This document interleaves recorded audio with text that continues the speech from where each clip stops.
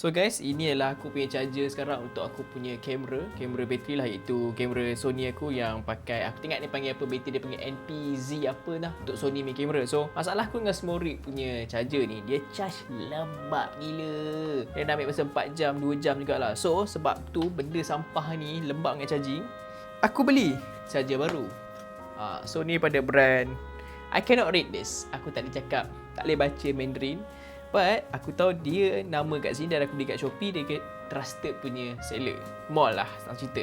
So let's check it out, function ke tak function.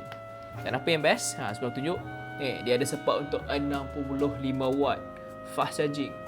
Dan dia juga adalah multi functional storage compartment dan juga macam-macam lah multiple protection. So let's see how good this thing is. Unboxing experience ni quite nice, cuma aku tak faham bahasa dia tulis lah. Kita buka. Agak besar juga lah dia punya ni untuk charging. So how do I open this?